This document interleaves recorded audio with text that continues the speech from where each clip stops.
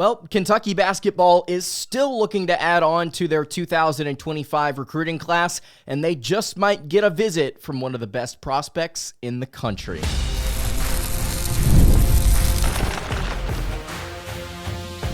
You are Locked On Kentucky, your daily podcast on the Kentucky Wildcats, part of the Locked On Podcast Network, your team every day. All right, what's going on, Big Blue Nation? Welcome on into Locked On Kentucky, your daily Kentucky Wildcats podcast. I'm your host, Lance Dawe, and on today's episode of Locked On Kentucky, is Nate Ament going to be visiting Kentucky soon? Also on today's episode, going to talk about some of Mark Pope's frustrations. Apparently some broken furniture here as of late.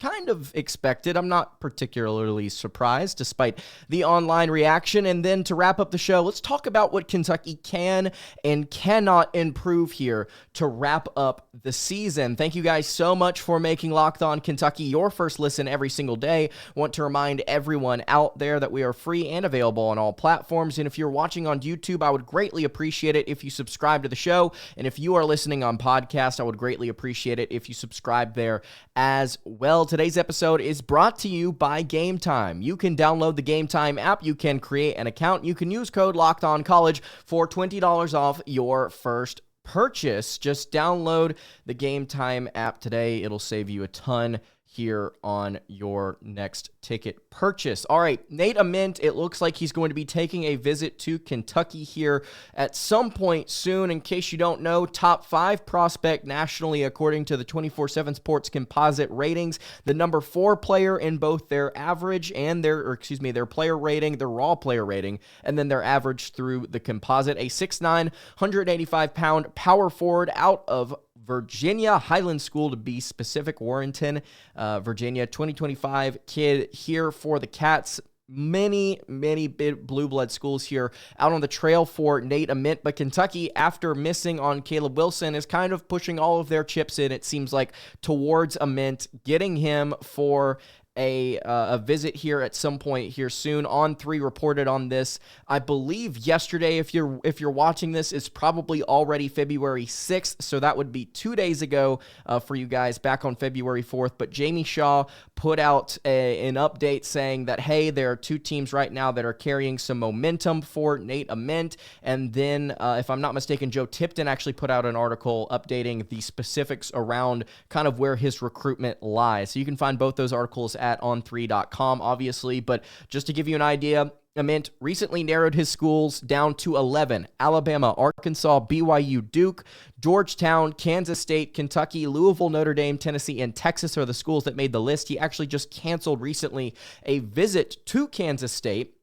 And this is what Jamie Shaw was hearing on February 4th about Nate Ament after his Duke visit.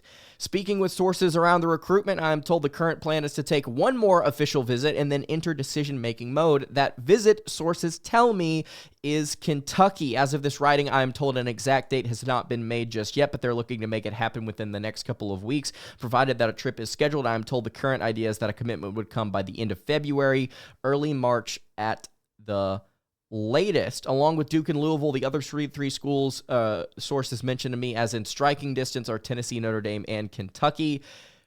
Watch for a Kentucky date to be scheduled, as I mentioned above. No final commitment date has been set, and there is not an official group past the top 11. Official top group past the 11. The recruitment of high-level players can change very quickly, as these things are quite fluid. Continue to check in with On3, of course. I would encourage you guys to do that, and go take a look over at KSR, obviously, as well. CatsPaws.com of 24/7 Sports also talked about this recently. They noted that he's already taken visits to Texas, Louisville, Tennessee, Notre Dame, and then he is also taken an official visit to Tennessee to watch Kentucky actually beat the Vols there in Knoxville back on I think just a week or so ago, if I'm not mistaken. So Kentucky looking in to get in here. Trilly Donovan talked about this. I think recently it got leaked that Kentucky's going to be the play here. According to Trilly, it will be actually the Kentucky-Tennessee game here later on this season that Nate Ament could possibly be coming for.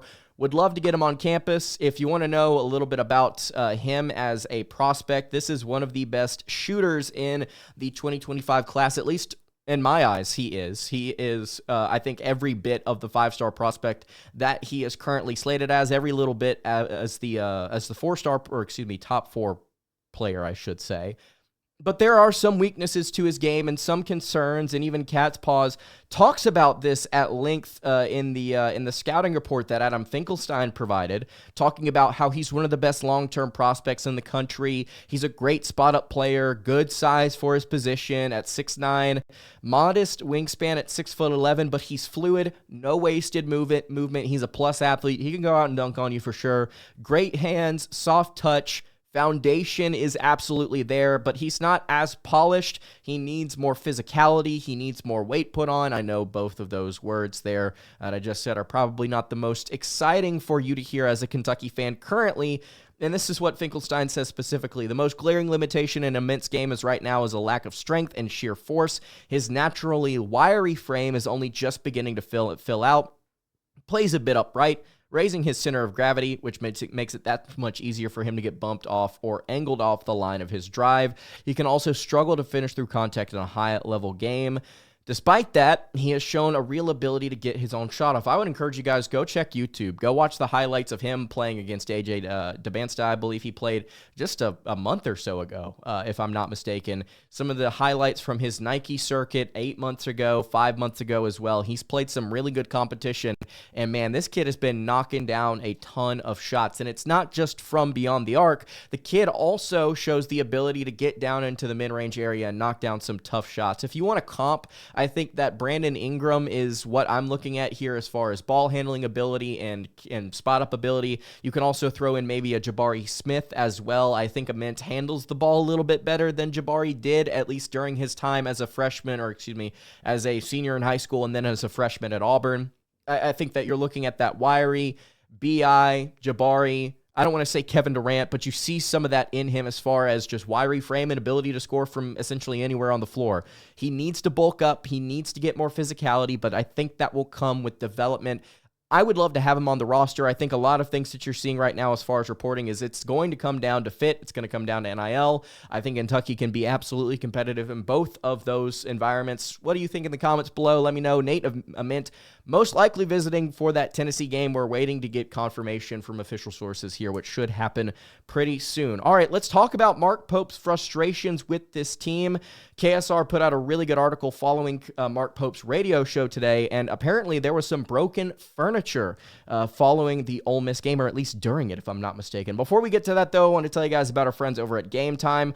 Looking for tickets to your next big event? Well, whether it's a concert, comedy show, or a sport game, finding the right ticket price can be a headache, but with Game Time Picks, it's never been easier because with Game Time Picks, the app does all the hard work for you. It curates the best deals so you don't have to waste time searching through thousands of endless ticket listings. I've been using Game Time Picks for forever. I've been using it for different events for college basketball, college football as well. I've done it for out-of-state events, maybe even to concerts as well. Every concert that I've purchased over the last 2 years since Game Time has hopped on with Locked On, this has been the only place I have gone to get tickets for any event in my area or even out of state. It has been perfect. If I want to go see the Braves, I head over to Game Time. They've got all-in pricing, so you're not confused about what you're getting into before checkout. And if you want to make your next event even better, which you should by downloading the Game Time app, if you create an account and use code LOCKEDONCollege, you'll get $20 off your first purchase. Pretty sweet deal,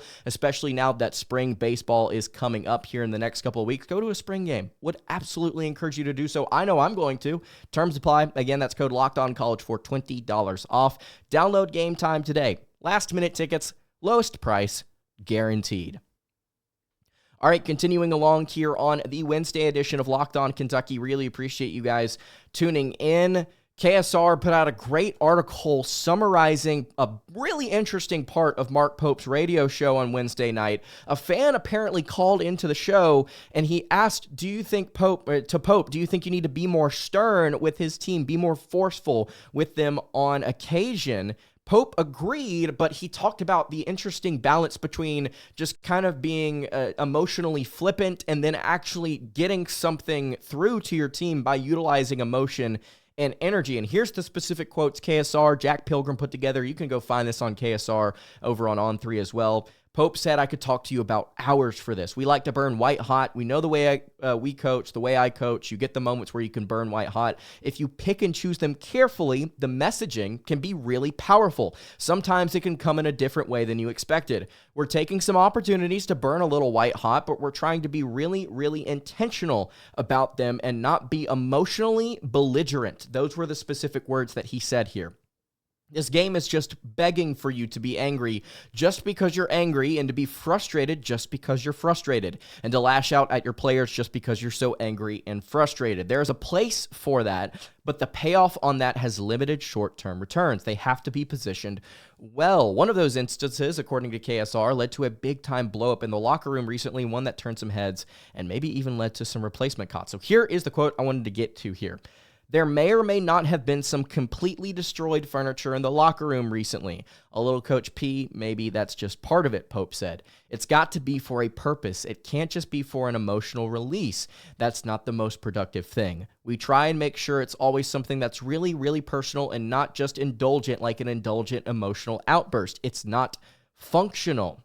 Well, according to him, Kentucky's game at Ole Miss did not live up to the program standard. If you watched his post-game press conferences, you would hear as much.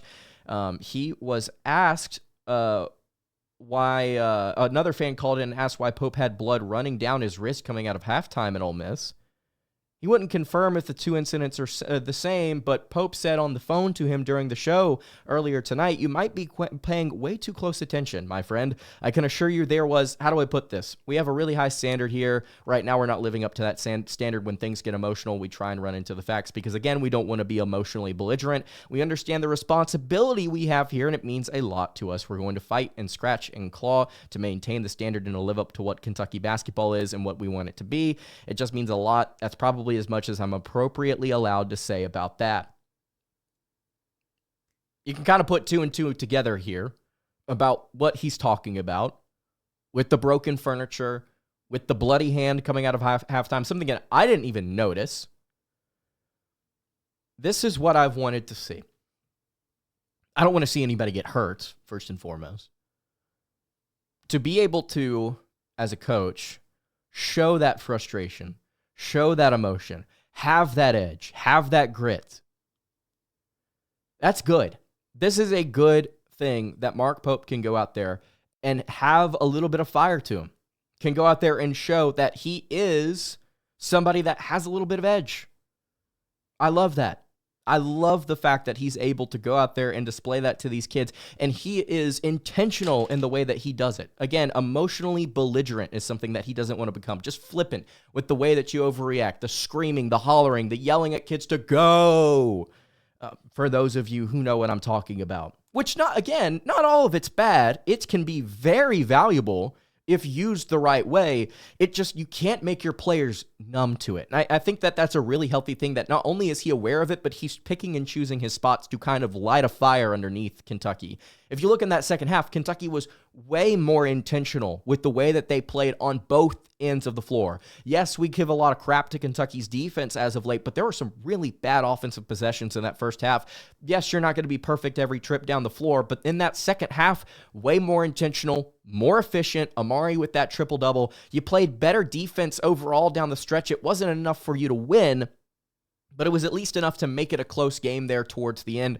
And honestly, you don't take the moral victories here, but you can appreciate what his reaction did to this team, and you would hope that it does something to them moving forward. Even without Lamont Butler, you have to be able to play with some edge, some fire, some passion, and you have to keep your effort up, which transitions me real quick into what I believe Kentucky can and they cannot improve to end the season. There's been a lot of conversation about Kentucky needs to do this, and this. The reality is, Kirk Ariza might be out for the season. Lamont Butler is actually looking like he might return pretty soon, actually.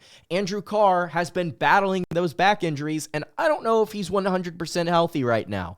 You're dealing with injuries. You're dealing with a rough spot right now where you've lost 4 out of your last 5. It's a rough go, yes, but there are things that you still can improve upon, despite some things that you just can't change, which Let's start here with what Kentucky can improve. The biggest thing I think Kentucky can improve is their consistent effort. Not giving up towards the end of the first half, I think, is going to be big for UK, and finding ways to maintain a consistent, solid effort throughout the entirety of a game. You cannot afford to do what you did against Vanderbilt, what you did against Ole Miss, frankly, what you did against Tennessee, despite winning that game in Knoxville, which is kind of falling apart completely towards the end of the half. And also, you have to be able to start hot pretty consistently. That Tennessee game was a one-off. It allowed you to build a lead, and by the time it got to halftime and UT had taken the lead back, things have kind of gotten out of hand momentum-wise. Against Vandy, you got down big. You came back and lost. Against Ole Miss, you got down big. You couldn't come back because of how large the deficit was. Stop giving up. Maintain consistent effort. That is something Kentucky absolutely can improve, and I think having something like this to light a fire under these kids is a very good thing. I think Kentucky can improve rebounding the basketball. They've been doing better with it as of late, but it's still not quite where it needs to be. Preventing second chance opportunities will go such a long way for this team when they get to the postseason. If you can limit teams on the glass and limit their possessions to one and done, if you're not going to turn them over, which I don't think that's something Kentucky can change, which we'll get to later on in the show. But again, consistent effort, rebounding. Those are two big ones. I think free throw shooting is something else Kentucky can improve in. 70% right now in conference play. That's second to last in the SEC, or it's third worst, in the SEC at 14th. That's bad. It's really not good, and you need to find ways to improve that because it'll help you close out some really tight games. I think a lot of it is just fouling the wrong guys. I think Kentucky's seen a lot of free throws from guys that just aren't great at this charity stripe. And then I think it was Jax a couple of games ago. It might have been the Arkansas game, going like 3 of 6 or something from the free throw line, which is just uncharacteristic. Lock in, make your free throws. I think Kentucky can improve their three-point defense. This coincides with effort. I think Kentucky needs to be more aggressive closing out on outside shots, and I think they need to be more aggressive getting hands in kids' faces whenever they go to pull up from beyond the arc. That is something you can improve. It was something that you were doing a pretty good job of, I think, at various points during your non-conference slate. Speaking of the three-point line, I think Kentucky can do a better job taking more threes. There are various points where somebody's open and Kentucky does not elect to pull the trigger. They need to have more volume in their offense. Yes, the efficiency needs to come along, but Kentucky's shooting a pretty freaking good clip in conference play right now. It's first in the SEC, plus 41%. Take more threes. More volume now that you've gotten the efficiency going with guys like Jax, with guys like Kobe, who has struggled. I think you need to get guys like him more shots. Get them more opportunities. If Jax is going to continue to shoot this well, give him more touches. Less turnovers is something Kentucky can improve on. Stop being so sloppy with the basketball. I know that Lamont Butler is out, and I know that things get tough handling the ball and running an offense, especially when you do so much of it through your big man. But less turnovers. You can become more disciplined with your passing and holding on to the basketball. You absolutely can do it. Just got to lock in.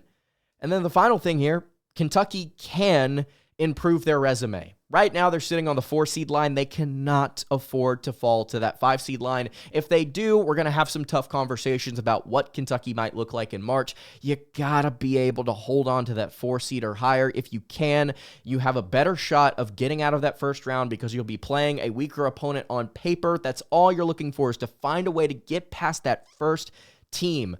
It starts with building your resume today. Going on the road to South Carolina, playing at home against South Carolina this weekend, you cannot afford to have a slip-up. You have to win that game. You have to do it pretty solidly, because after you do that, you turn around and you've got an extremely tough go of it to wrap up this season. Obviously, it's not like it was going to get any better, but if you go and look here real quick, I'm trying to pull it up on KenPom. Unfortunately, the website just crashed. All right, here we go. You've got South Carolina. Then you've got Tennessee at home, a game that I frankly think you should be in or win. The game on the road against Texas after that is going to be really tough. But we just saw Arkansas go on the road tonight, actually, and beat the Longhorns by 8 in their own building. That's a game Kentucky can win. You return at home against Vanderbilt, you can also win that game. Look, you could go 4-0 or 3-1 and pick up at least one more quad one victory, possibly 2 over your next 4 games. You go on the road to Bama and then on the road to Oklahoma, Oklahoma game's a game you can absolutely win. Bama game's just going to depend on whether or not they're shooting hot from three. Oklahoma, Texas, and Tennessee, those are 3 quad one games you can absolutely win. I think you can beat Auburn, especially considering it's in Rupp. I think it's partially a mental thing. If Kentucky is shooting hot, they can beat anybody. They've proven that with Duke, who has already beaten Auburn this year. You could possibly here to end the season, if you win on the road at Missouri, if you win on the road at Oklahoma, you could beat Texas and Tennessee. I think you could win possibly 4 out of your final 6 quad one games. That's enough to get you there. That is absolutely enough to get you there. That will also put you past or above, or right at or above the 20-win mark, which frankly is incredible for Mark Pope's first season, all things considered. So those are the things that I think Kentucky can improve. What can they not improve? And I'll try to hurry here because I think my camera's about to die. They can't improve their defensive scheme, especially without Lamont Butler. He was so important to what they did on that side of the ball as the best lockdown defender Kentucky has, and arguably one of the best on-ball defenders in the entire nation, if not the best. It's hard to improve your scheme when your personnel limits you so much. And physically, it does. That's the second thing. I don't think Kentucky can improve their physicality. At this point in the season, with about 15 games max to go, you're not going to see the Cats really do a ton to suddenly improve where they can just push people around. It's just not going to happen. It's going to limit you. Your scheme is not going to change that much. I think Kentucky's drop coverage is what they're going to try and continue to do. Whether it's the right or wrong thing, I think it's one of the best options you have right now, especially with your limited roster. I think your ability to drive to the rim without Butler cannot improve. With Dawe taking and missing the shots that he is right now, I don't think it improves. Butler was way more consistent driving to the rim and finishing than Dawe has been this year, and Dawe's just going to have some sort of change in the way that he does it, man. You are leaving way too many things short at the rim, and then you're trying to go over guys and bat at them like a cat whenever you're missing the shot and trying to get a rebound. I mean, it's just, I saw that 3 times against Ole Miss, minimum. Bad shot selection, leaving things short. Butler was better at it. Without him, your ability to drive to the rim takes a major dip. And then finally, I just think your guard play overall can't improve this season because of the potential permanent loss of Kirk Risa. I think once Butler gets back, I think there's a ceiling with what Travis Perry and Trent Noah are going to be able to do for you. Carissa was so much better at passing. He was way more experienced. I think, frankly, despite the percentages, he's a better shooter. Probably the best shooter in this backcourt, if I had to guess. He's just had a rough go at it before he got hurt. Your guard play can't improve without returnees. It's hit its ceiling. You're going to have to find ways to gut it out and just make shots. So that's what I think. You can leave your thoughts in the comments below. Really appreciate you guys tuning in today. What do you think Kentucky can or can't improve on? Let me know. That's going to do it for today's episode of Locked On Kentucky. Hey, you can follow the show on Twitter at Locked On UK. You can follow me on Twitter at LanceDawe_, and you can follow the show over on Instagram. That is at Kentucky Podcast. Any questions, comments, concerns, you can leave those in the YouTube comments below. You can hit me on the socials. I will see you all tomorrow for another episode of Locked On Kentucky. Hope you guys have a great rest of your day, and God bless.